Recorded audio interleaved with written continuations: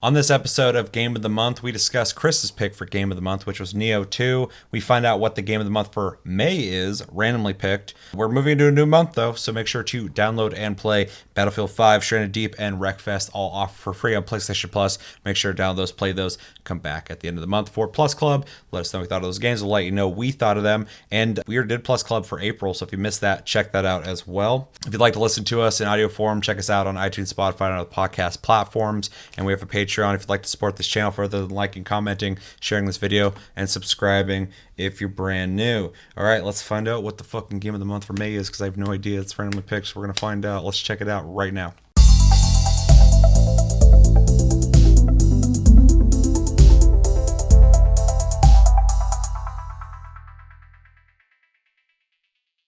What's going on, guys, and welcome to April's episode of Game of the Month, the show where we pick a game at random every month, and at the end of the month we talk about it, except for this month, it wasn't random. Chris picked it. Speaking of Chris is here. He's up in the bubble, joining me. Also, Chevy is joining me, and I'm here. My name's Seth. So yeah, we played Nioh 2. That was Chris's pick, and we're going to talk about that this episode. But before we do that, we have to randomly pick a Game of the Month for May. I'm praying it's not super invested, possibly, but we don't know because it's all random. So yeah, what do you guys say we jump into this and find out what our Game of the Month for May is?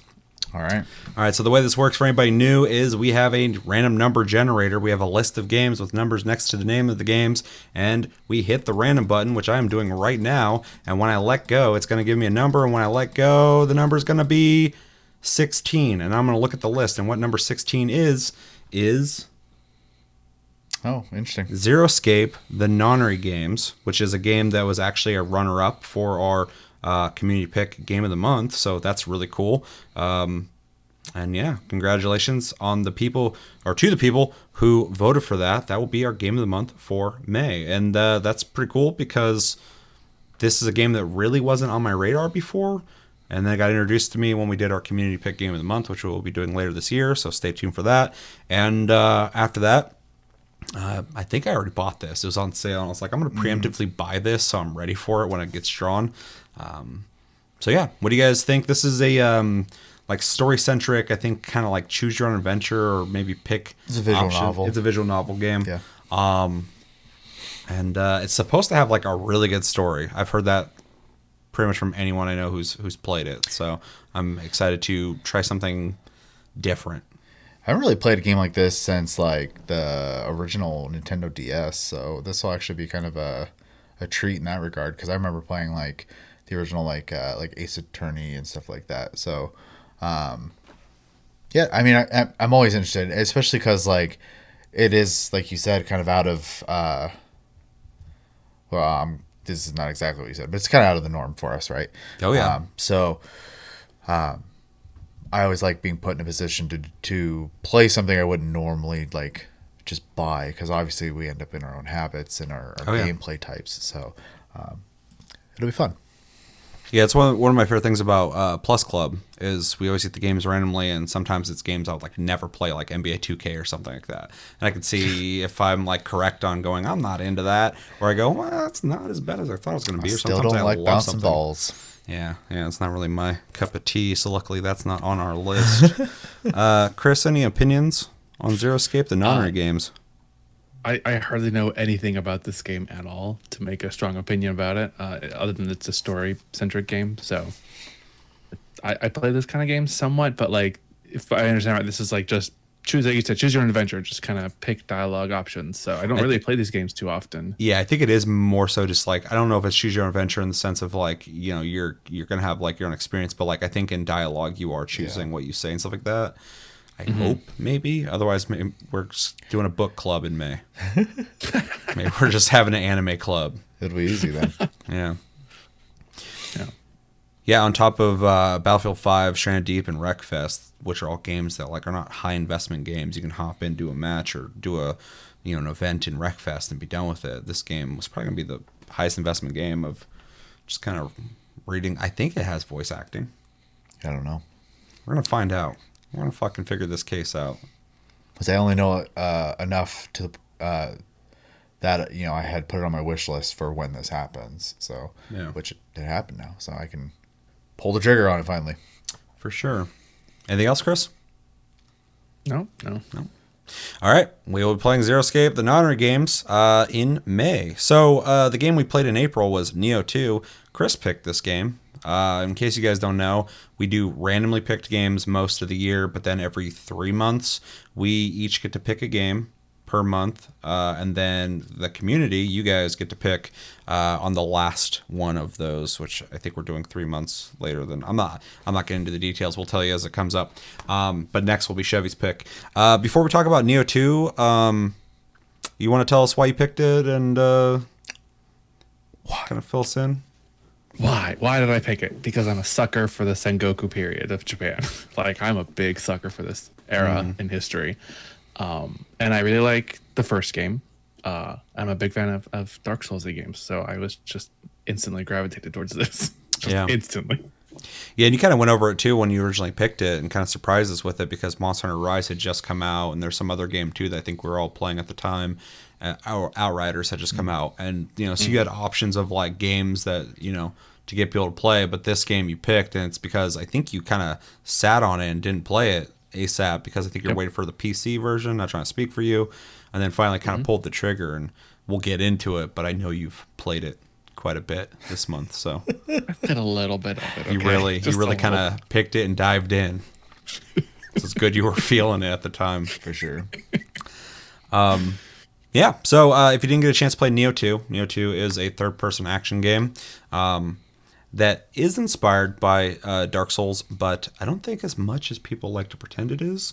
It does have checkpoint systems, and it does have a soul system that you lose stuff when you died, have to recover, but it is very much in the vein of its predecessors, like, Ninja Gaiden and DOA, where it is very combat and combo heavy. In the game, you go from level to level, fighting enemies that are supposed to be challenging, and fighting a boss at the end, which are typically even more challenging, especially in this one compared to the original Nioh. This game really kind of slaps you in the face when you start playing, going, you thought Nioh was fucking difficult? You don't know anything. Especially when you play by yourself, because I was like, oh shit, I'm awake now. Okay. Yeah, it has level. You could level up. You get better gear. One thing, I don't want to talk too much about my opinion on it, but it's got loot, which is fucking always a plus. And it's got soul moves. I forgot what they're called. Yokai. Yeah, you can like use them as moves and turn into them, which is a new addition in that sense. And a bunch of moves that you can unlock per weapon, and it's just a really intense third-person action game. We all played it, and since Chris picked it, I'm dying to know his impressions throughout April for his pick, Nioh 2. Well, just to start, to give a frame of reference of how much I've played this game, I have currently 125 hours put into this game this month alone. Nice. He definitely tried it. I played a little bit of it. Okay, just he a sampled little bit. He just gave it a little lick for an hour, or not an hour, fucking 120 hours.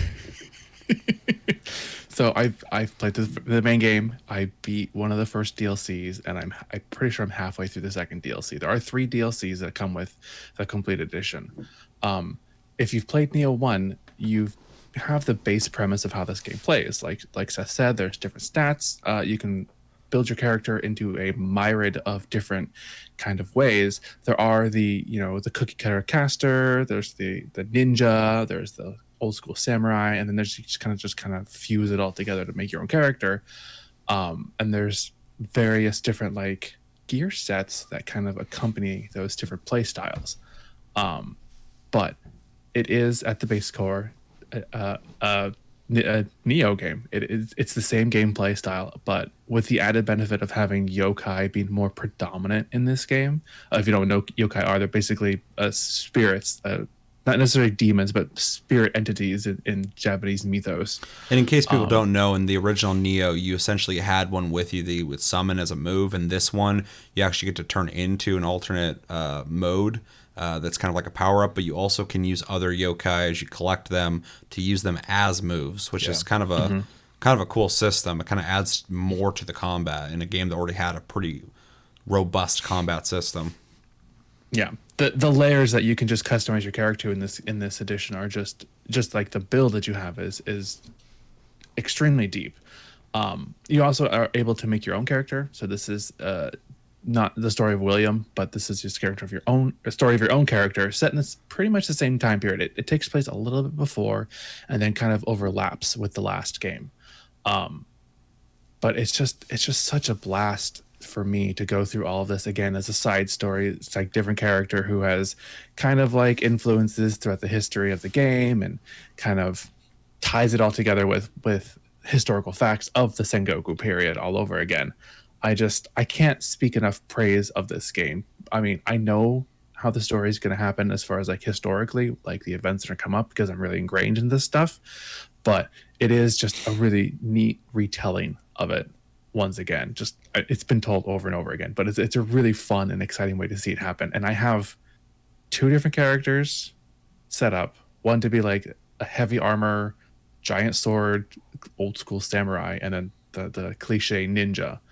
But there are systems implemented once you beat the base game that you can save your style of loadout of like your build for like stats and everything, and re-roll that character into something completely different if you want to try something new. Interesting. Yeah, so it definitely has a lot of new game plus potential. It does increase the difficulty. There are different item drops once you beat the game that have higher, stats, and it just keeps going and going and going. It's just so much fun, and I enjoyed it immensely. Yeah. Yeah. Anything else? No. I'll jump in. I did not beat it, regrettably. Actually, this month fucking sucked for me because I was playing so many games. At the beginning of the month, I had discovered First Class Trouble, and I was playing that for half the month. But so most of the games this month I put like 6 hours in a piece. But I did play this a little bit. I've played in the past too. I bought it when it came out. But this month, my impressions for that, I put about 6 hours into it. I had to start from the beginning again, which kind of sucked. So I only played like a lot of the levels that I already played. I played like 3 of them that I never played before. So I made some progression. Although Chevy was saying that there's like different sections of time eras. Yeah, and I haven't experienced that yet, so I'm not that far into it. But just as a reference, I'm a huge fan of the original Nioh. I beat the original Nioh, fucking loved it. And in fact, I think it is, even though I think it has its own identity 100%. Out of all the games that are like influenced by Dark Souls, Nioh has is the strongest game that has its own identity. I don't even like to call it a Dark Souls game outside of it has a checkpoint system in Souls. Other than that, it is a Team Ninja game, 100%. And I still feel that way with Nioh 2. The combat is... I feel like Nioh 2... Oh, sorry, I guess it's my opinion, so I shouldn't bring it up. You can fucking hop in. It's a conversation. I was going to say I would say probably even more so since they added the yokai abilities. Nioh 2's... Nioh 1... So... The combat is so much more involved in this than any other, I guess, if you want to compare it, Dark Souls-like game. But Nioh 2 takes it to another level. That's one thing I really like about Nioh 2. Even as far as I've played, it feels like a fucking proper sequel. It's not just like a cookie cutter. You guys like Nioh? Well, here's some new levels. The combat's been revamped. The weapons are the same but different. The way yokai work is completely different. At first I was like, I kind of liked having like that Pokemon summon, but I like this system better because it's more ingrained in the combat. It feels like you have these like moves to use in situations because this game has ramped up the difficulty. I did not think Nioh 1 was that difficult. At the end there's some challenges that are fucking rough, but for the most part I didn't think Nioh was that difficult. Nioh 2 is much more difficult than Nioh, but Nioh 2 also gives you new tools to fight with, and so it does feel fair. But it's a very, very involved combat system. You have to... It's not just swing when you got a chance and dodge when you need to. Like, there's a lot of systems involved to utilize in certain situations. And And perks. And perks, and there's like, things enemies do that you have to react to when they do them in certain ways, that every fight feels like you're playing fucking Street Fighter and you're fighting against somebody and you have to defeat them to move on to the next person. And that's something I really fucking love about Nioh. Also, like Chris said, it's during the Sengoku era, which is definitely a fucking dope ass era. Samurai stuff, ninja stuff, fucking definitely something I'm a fan of. So all the armors you're getting, all the weapons, it's just right at home. I feel like I'm just like fucking, I love it.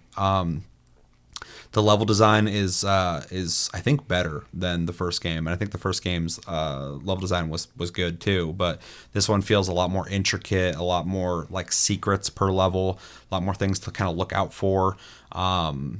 Definitely, really, it's funny. Like this month, like I said, I've been playing a lot of things, but every once in a while, I'm like, I gotta play Nioh 2 for the channel. I start playing it and I'm like, oh yeah, I fucking love this game. And I just like start running through it, fighting shit, and I'm like, oh my god, I'm gonna fucking die.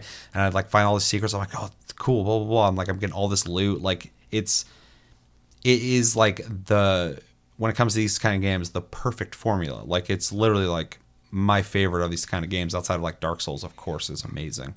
But out of any game that is even slightly influenced by it, Nioh stands on its own. So like, and this is no different. In fact, like I said, it feels like a proper sequel. It has expanded what you expect from Nioh. I can't speak on the story too much because I'm not that far into it. But so far, I'm really impressed with the cutscenes, the cinematics, the way they tell the story. I think the first game was not as good. I thought the story of Nioh was fun because, like you said, it takes after actual history. It's during a certain era, but you're playing this dude named William, and like there's a fantasy element to it.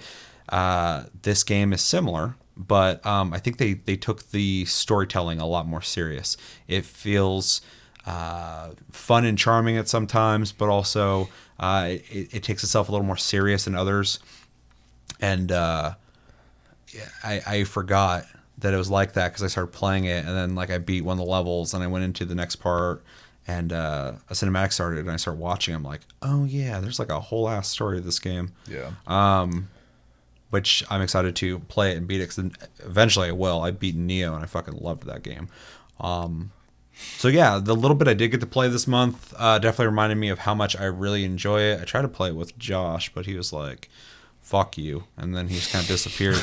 So I played by myself. It's a blast that way. I would like to play with people. You can play with up to 2 other people, so Yes, 3-player. that would be cool to check out. I'm sure it wouldn't be hard to convince you guys to play it. Chris is like, nope, 120 hours, that's too much for me now. Man. I can't dip into 130. That's way too much hours. Anytime I said I was going to play it, he was ready to play. So, Yeah. And then for reference on the character I made this time around, pretty much went samurai build, but I was using in Nioh 1, I fucking loved the spear. It was like one of my favorite weapons. It just had a lot of moves that I felt like I could use in every situation. And of course, I would like always kind of go back to like the katana or something like that. But in this, I wanted to not touch the stuff I played a lot. I fucked around with it a little bit, but I went surprisingly, I went tonfas and oh no, what was the second one? It was also hatchets, dual hatchets. So I was just dual wielding both times. And I like the tonfas a lot. They're really fucking dope. Hatchets are okay. They seem like they did more damage, maybe, but the move set isn't as interesting on any of the stances.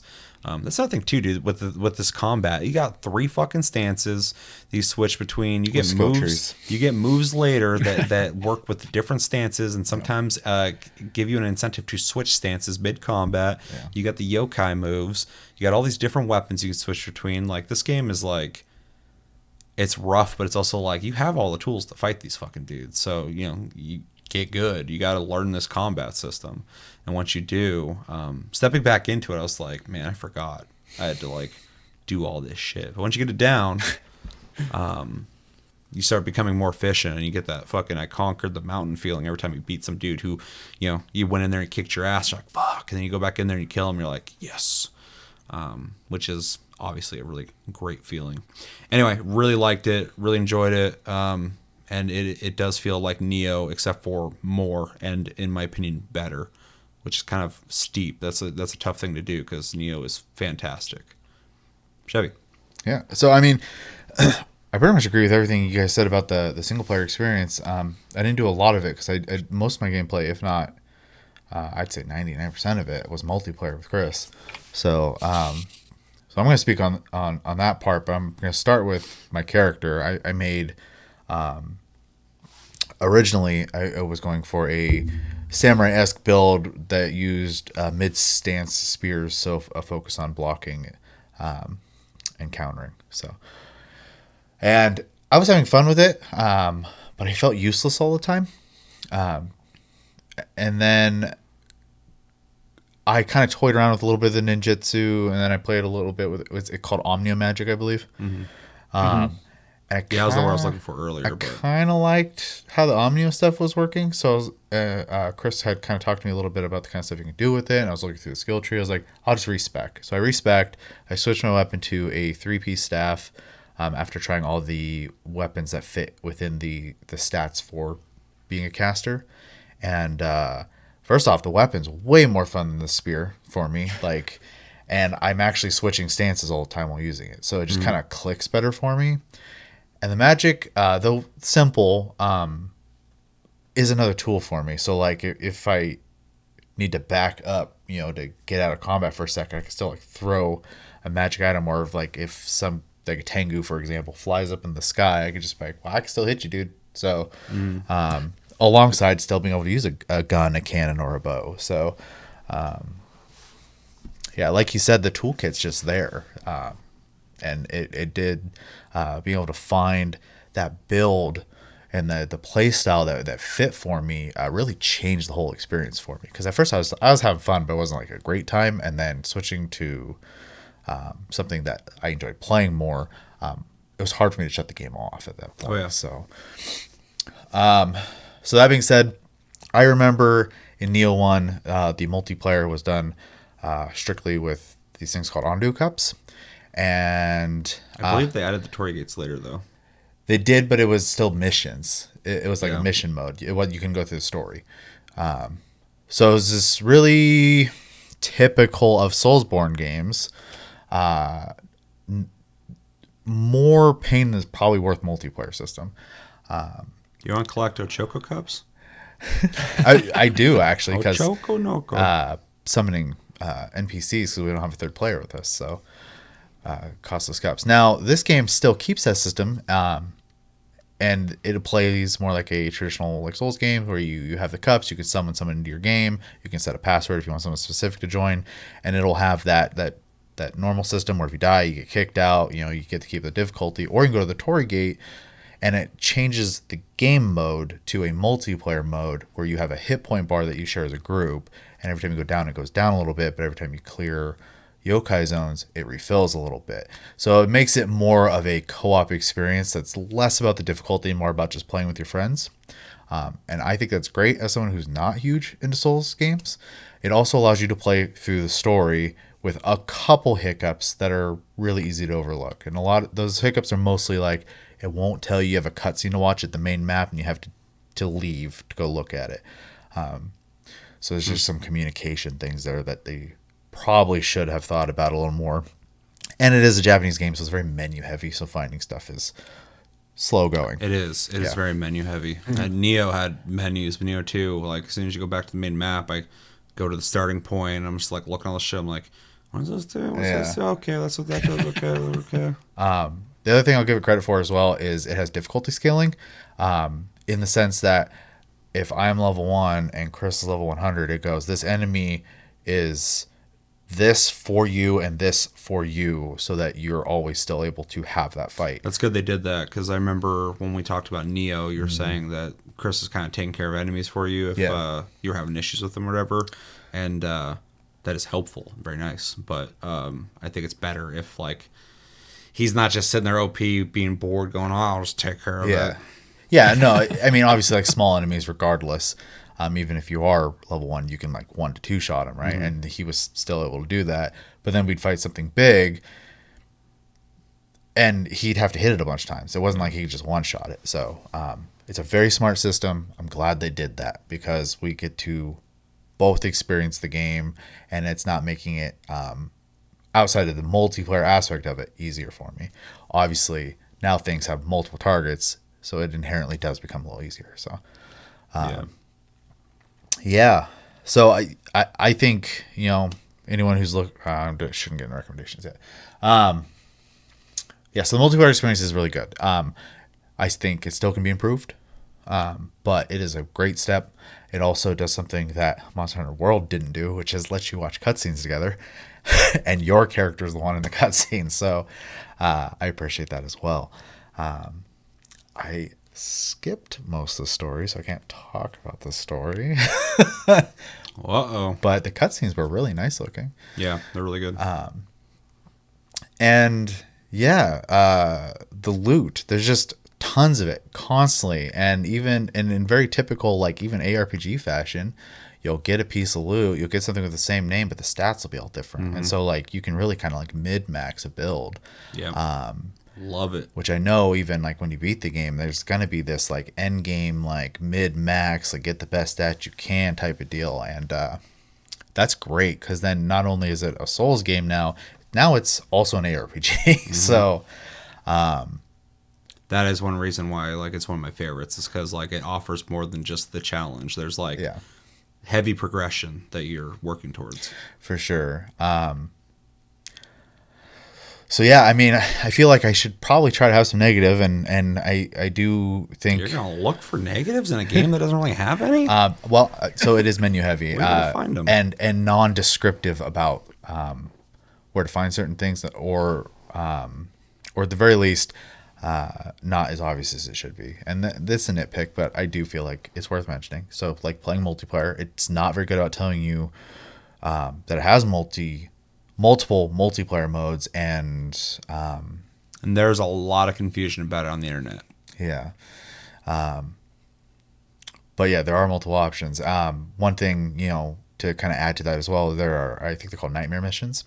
You can't do them in that multiplayer mode because they're designed to be hard. That's the whole point of them. You have to use I think that's fair. The normal or the old school multiplayer system where you use the undo cups. So, and that's totally fine, right? That makes sense. So Press works in the parameters of how they're designed. Yeah.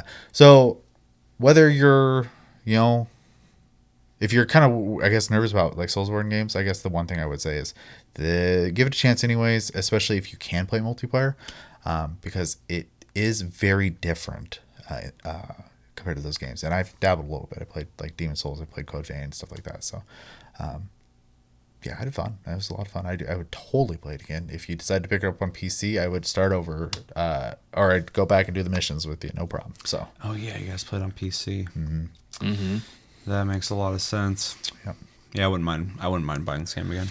One thing we didn't really talk about too much, we did touch on it a bit, that you do make your own character. What do you think about the character creator? Above average. Yeah. It's a lot better than I thought it'd be. Yeah. I'm not gonna say it's amazing, but it's a good one. I think it's pretty good. Yeah. Yeah. Yeah, it's pretty good. It not only do you have multiple options of how to make your character's facial features look, but there's options for the hairs where you can choose a base hairstyle and adjust according to what the hairstyle is, what kind of ponytails or bangs you have with that as well. And everything's unisex, so it's really cool. Yeah. That's something I see more and more and more now. They just give you all the hairstyles no matter what, which I'm like, that's fine, because now you can even get more creative with your hairstyle, especially if they give you like hair length sliders or attachments to your hair, like ponytails, stuff like that. Yeah. So it's I like that kind of stuff better, because you can be goofy too. And I'm gonna talk about Monster Hunter one time real quick again, but like I watched someone play that recently. Speaking of like customization, they made a female character, but they gave her an afro and a mustache and a deep man voice. And it's hilarious. So, yeah. Having those omni options allows you to make a serious character or make a fun creative character. Freedom. Let you make it however you want. So it's cool. Makes sense. Yeah, I liked it quite a bit. Like I said, I've had to restart my character 3 times now because I played on PS4 and then on PS5 it didn't carry my save over. For some reason, There's a way to transfer it, but I was like, let's make another character. And then I made another character on PS4 because I was like trying to figure out. I don't even know why I played on PS4 again. Anyway, so yeah, I've made a couple characters now, and Each time they look very different each, so it's not a game where like Outriders where you have like 4 heads and 5 hairstyles and Drop menus. the same Majournal voice. So yeah, it's got a bet, like you said, it perfect, better than average for sure. Yeah, yeah. Which average is acceptable to me. So even below average sometimes is like, it's whatever. Depends on the game. Outriders is below average. Pretty below. Yeah. Anything else you guys want to say on it? No criticisms. Chevy kind of took a whack at it, but didn't really take the tree down. So No, we didn't. I mean, I didn't really run into anything where I was like frustrated. So I've actually used Nioh 2 as an example multiple times. I don't know why this game always comes up in my head, but when I've had conversations with people about unfinished games, and when people are like, all games come out unfinished nowadays, and I'm sick of it, blah, blah, blah. I'm like, no, you're talking about Ubisoft games. You're talking about EA games. You're talking about the big Activision three. games. And Activision's not even that bad about it. But Ubisoft and EA, they'll release games that are half finished. Or, people are talking about Cyberpunk, whatever the fuck. And people always talk about, like, this is just the state of gaming. I'm like, have you played Nioh 2? yeah, That game just came out and is fucking solid. It's not broken. It's not unfinished. It's, like, complete. It's full of content. So that's, it's kind of hard to pick it apart. It's just a solid fucking finished game that does exactly and more what you want from it. So, yeah. So it's always my go-to for that argument. I don't know why. So let's jump into recommendations. Honestly, I would recommend this to everyone, except for I know a lot of people don't like challenging games. And this game will challenge you, and you will get frustrated. So if that does not sound fun to you, still check it out. Do some co-op maybe, but because it's a really fucking good game. But to be more specific, I would say if you like pretty much anything Team Ninja's done, third person, even in DOA, like if you like DOA, the combat in this is really intricate. If you like third person action games, if you like Souls-like games, for sure. If you like cooperative games that have like no bullshit co-op, that's fucking a plus. If you like samurai era or ninja stuff, this is a really, really good example of a game like have that. to try it at least then. Yeah, because you don't got a lot of options out there. Let's see. If you like challenging games, if you like games where you're going to be challenged, or you like that conquering the mountain feeling, this game definitely has that. If you like intricate level design, like exploring, finding secrets, this game has that. If you like loot, like I do, like we all do, this game has that. Skill trees, stat progression. Intricate combat systems with combos. If you like games like that, even if you like games like Devil May Cry, this isn't like Devil May Cry, but it does have a combat system that you feel like you are hitting a lot of buttons and moving around, dodging and blocking, stuff like that. If you like Kodamas. Those Kodamas are fucking amazing. I love them. If you like finding Kodamas, if that's something you do in your They're just leisure. taking naps places. They need help going home, man. Yeah, sometimes they get fucking weirded out because people are swinging swords everywhere and they hide under shit. And you have to let them come out when they're ready, which is good. Respect Kodamas. Let them take their time. They're little. Even the naughty ones. Yeah, those fuckers. First time I saw one of those, I was like, "What the hell is that?" He started just fucking Give me items. stabbing at me and shit. I was like, dude, we need to slow this down a bit. Yeah, I mean, I could go on and on and on. I would really recommend this to everybody except for its difficulty. It's not welcoming, and a lot of people are not going to be into that. Yeah. So I'll just kind of pass the ball to you guys. Anything I miss? I don't think I can add anything because it really is. It is a Soulsborne game with loot. So I mean, if any aspect of that sounds appealing to you, I do want to emphasize that I don't play Soulsborne games, and I would play this. I would continue playing this. So, Yeah. So if you're into like heavy RPG systems and like loot and stuff like that, this game is 100% just an action RPG. It just is hard. Mm-hmm. So Yeah, it's challenging. But other than that, it's just straight up a third-person action RPG. So yeah, that's my only addition. The only thing I would add is if you like codex entries, and I mean that like all of the monsters, all of the yokai, all of the characters lore have really game. in-depth codex entries. If you like reading that kind Yeah. of stuff about back history and lore, this is definitely a game you should hop into. Even the weapons have like an armor have like immense amounts of like lore tied to them. Yeah, I mean that's a good one because I wasn't even thinking of that. I know some people who are really into every little piece of lore they can get. For sure. That's one thing. Bring up Outriders again. That's one thing a lot of people like about Outriders is there's a lot of background lore to really get into. So, yeah. So, anything else? Nope. Let's grade it. We'll start with Chevy.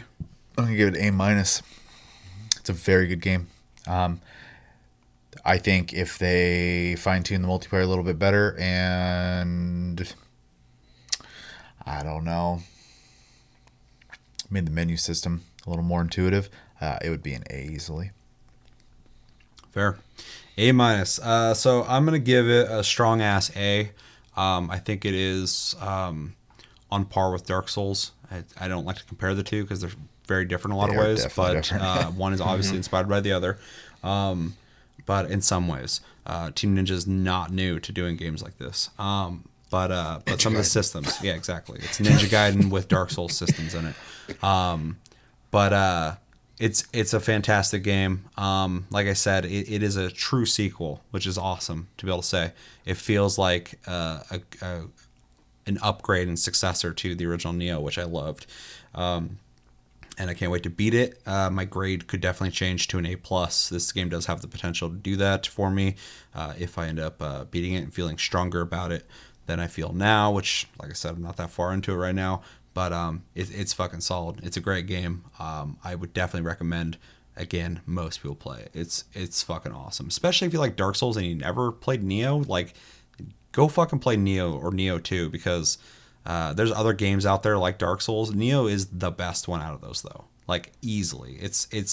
I hesitate to say I like it better than Dark Souls because they feel so different. Dark Souls is amazing, and the aesthetic of Dark Souls is just great. Even though Bloodborne's my favorite. But yeah, Nioh is absolutely just right on par with it. I fucking love Nioh. I think the only other one I could even put in there, and I think it needs a lot of work to make it a better experience, would be Code Vein. Code Vein's good. It's got a little bit of jank to it, but it's a fun big game. potential, though. Yeah, for sure. It just doesn't have the polish that fucking like Nioh's polish is insane. Yeah. It's such a tight, well, precisely made game. And not just for the genre in general. It's a fucking video game that does exactly what the hell it's supposed to. In the way, like, if you fuck up and die, nothing was the problem except for you. Yeah. And there is no, like, camera doesn't have problems, nothing. It's you. You did that. You failed. Get better. Work hard. Yeah. Beat the boss. And embrace no bullshit multiplayer, please. Yeah. Yeah, for sure. I hate that. Yeah. But yeah, A. Easy A. Chris?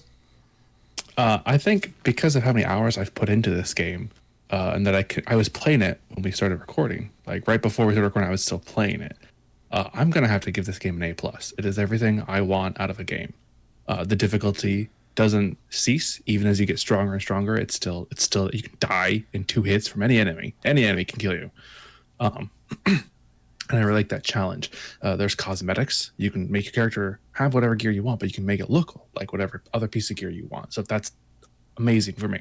The story, the lore, I love that story. The Sengoku period, I romanticize it, but I love it. So it's just a solid game. I don't think I'll ever stop playing this game at this point. It is a A+ for me. Like, absolutely in love with this game. Yeah, I feel it. Like I said, my grade could go up, so an A- is great too. So obviously we like this game. Yeah. Yeah, A+. That's awesome. Let us know in the comments. Unless you guys have anything else to say. What do you guys think of Nioh 2? Have you played it? Have you not played it? If you haven't played it, why haven't you played it? Have you played Nioh 1? Did you like that game? And what other Dark Souls inspired games that aren't Dark Souls or Bloodborne? Bloodborne's the best. That they're all great. They're all great, but Bloodborne's fucking sick. Where's Bloodborne 2 at? What other games in the genre are you a fan of? What would you recommend? I feel like I've played most of them, but I feel like you have to. If there's other ones, I played a real shitty one on Steam that I think me, Josh, Cody, and Sarah all played the demo of it, and I think Josh just bought it outright as soon as we played the demo. But Did you play that one on Epic Games? No, on Steam. Oh wait, there was the one. That was an I exclusive. played the beta Oh, okay. for that, and it was pretty cool. It's pretty cool. But yeah, let us know everything you think about in the comments below. That's going to do it for this episode of Game of the Month. As always, thank you for watching. Make sure to like and subscribe if you enjoyed this episode. Make sure to check out our other episodes. Check us out on iTunes, Spotify, and other podcast platforms if you prefer to listen to us. Check out our streams, links down below. Check out our Discord link down below. And yeah, we have a Patreon if you'd like to support the channel further than liking, commenting, sharing this video, and subscribing. If you're brand new, my name's Seth. That's Chevy. That's Chris. And we have talked about Nioh 2. Go play it. Until the next episode, have a good one, guys, and take it easy.